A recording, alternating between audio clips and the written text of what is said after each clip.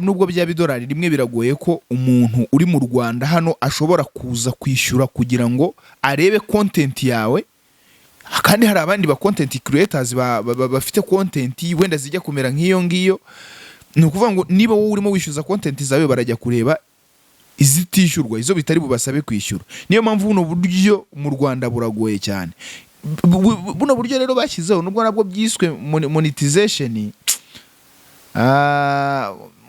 cyangwa se content monetization, bitandukanye n'ira monetization isanzwe. Monetization isanzwe ni uburyo zino za TikTok zikora ku bantu bari mu bihugu bibyemerewe.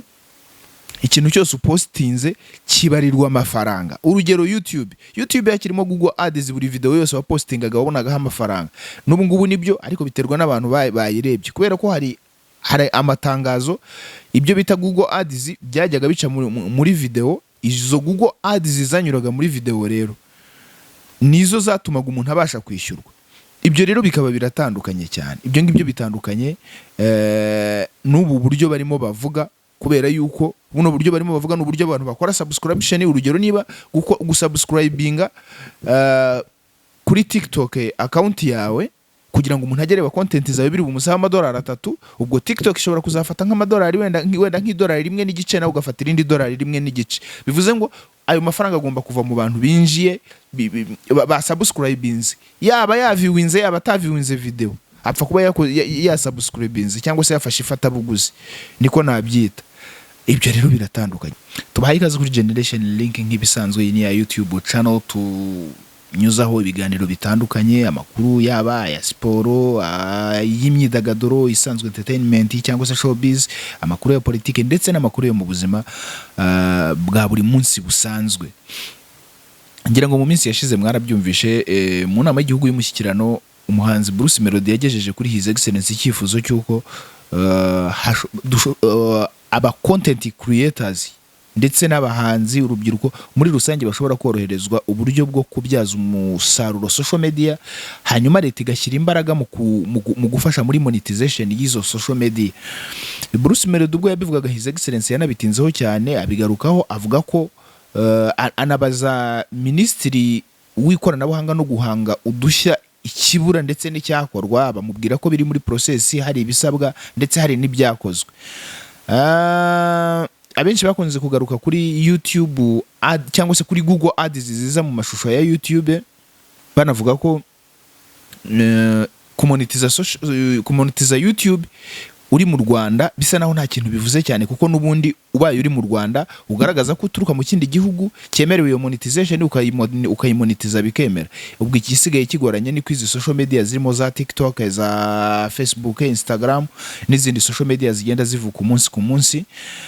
Ubwo igihari rero mu minsi yashize, mu minsi ni last week, mu cyumweru gishize nibwo hacaracaye amakuru ku mbuga nkoranyambaga avuga ko noneho ubu TikTok ishobora kuba monetized ku muntu uri mu Rwanda. Byarakwiriye henshi, hari n'ibitangazamakuru byabyanditse, ariko nubundi nyine igitangazamakuru kibyandika nawe uracyumva biba ari bya bitangazamakuru biri aho ngaho byandika bitabanje gucekinga fact ngo babanze barebe niba koko ibyo bintu bagiye kuvugaho koko bihuye n'ukuri, ngo babanze bagere kuri source nyazo babanze bavugishe iyo Minisiteri y'ikoranabuhanga no guhanga udushya bayibaza uko bimeze. Ntabwo bigeze bayivugisha, nabo ngabo babitangaje kuri TikTok. Rero ntabwo uburyo abantu bari kubivugamo ntabwo ari bwo uburyo bavuga ko umuntu ashobora kumonetiza social media ze, ntabwo ari byo. Ngo ubundi kumonetiza, iyo TikTok yakwemereye monetization, uba urakora yaba video ushyizeho ikabarirwa amafaranga. Nukuvuga ngo niba ngiye postinze video ikagira views runaka, ikagira amafaranga ihabwa. Ariko uburyo bwajeho abantu bari kwita monetization ntabwo ari bwo, ni uburyo bwa subscription. Uburyo bwa subscription buhari rero butandukanye na monetization ya video. Ni ukuvuga ngo iyo uri, ngira ngo abantu babufite ubwo buryo bwa subscription batangira bavuga ngo join subscription to monetize your content. Bakakubwira ngo you could receive an estimated byibuze $30,000 ku kwezi. 30k US dollar per month.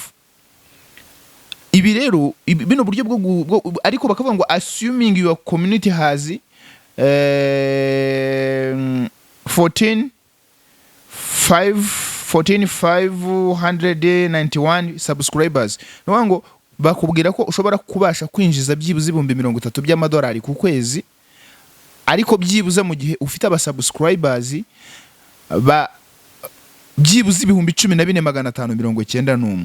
Ikintu bivuze ni igiki? Buno buryo bwa subscription ni uburyo abantu bishyura kureba video zawe. Ni ukuvuga ngo ukaba ufite abantu runaka bishyura kureba video zawe, bishyura kureba ibintu washyize kuri TikTok. Buno buryo mu Rwanda ntabwo bwapfa gukora. Mu Rwanda ntabwo bwapfa gukora. Even yewe na YouTube buno buryo irabufite. Hari abantu bagerageje kubukoresha, bamuhire Munana agashyiraho ikiganiro gifite nk'iminota 20 cyageza ku munota nka 14 hahandi ibintu bitangiye kuryoha, akagikatinga agatekereza ko agakangurira abantu kujya kureba muri babandi bakoze subscription. Ariko abantu bari bukore subscription barangana iki? Nuvuga ngo urugero niba barimo bakubwira ngo subscription wenda na $3 ku kwezi, ugomba kwishyura $3 ku kwezi ya subscription. Nubwo bya $1 rimwe biragoye ko umuntu uri mu Rwanda hano ashobora kuza kwishyura kugira ngo arebe content yawe, kandi hari abandi ba content creators bafite content wenda zijya kumera nk'iyo ngiyo. Ni ukuvuga ngo niba wowe urimo wishyuza content zawe barajya kureba izitishyurwa, izo bitari bubasabe kwishyura. Niyo mpamvu buno buryo mu Rwanda buragoye cyane. Buno buryo rero bashyizeho nubwo nabwo byiswe monetization cyangwa se content monetization, bitandukanye n'ira monetization isanzwe. Monetization isanzwe ni uburyo zino za TikTok zikora ku bantu bari mu bihugu bibyemerewe. Ikintu cyose upostinze kibarirwa amafaranga. Urugero YouTube yakirimo Google Ads, buri video yose wapostingaga wabonagaho amafaranga. N'ubu ngubu nibyo, ariko biterwa n'abantu bayirebye, kubera ko hari amatangazo ibyo bita Google Ads byajyaga bica muri video. Izo Google Ads zanyuraga muri video rero nizo zatumaga umuntu abasha kwishyurwa. Ibyo rero bikaba biratandukanye cyane. Ibyo ngibyo bitandukanye n'ubu buryo barimo bavuga, kubera yuko buno buryo barimo bavuga n'uburyo abantu bakora subscription. Urugero niba gusubscribinga kuri TikTok account yawe kugira ngo umuntu agere ba content zawe biri bumusaha $3, ubwo TikTok ishobora kuzafata nk'amadolari wenda $1.5 nawe ugafatira indi $1.5. Bivuze ngo ayo mafaranga agomba kuva mu bantu binjiye ba subscribings, yaba yaviewinze yaba ataviewinze video, apfa kuba ya subscribings cyangwa se yafashe ifatabuguzi, niko nabyita. Ibyo rero biratandukanye. Muri iki gihugu mu Rwanda, muri Afrika biragoye ko umuntu ashobora kwikura $2 ngo yishyure ajye agutera inkunga. Na cyane ko abantu bashobora kubikora n'abantu bawe, n'inshuti zawe, n'abantu ba hafi.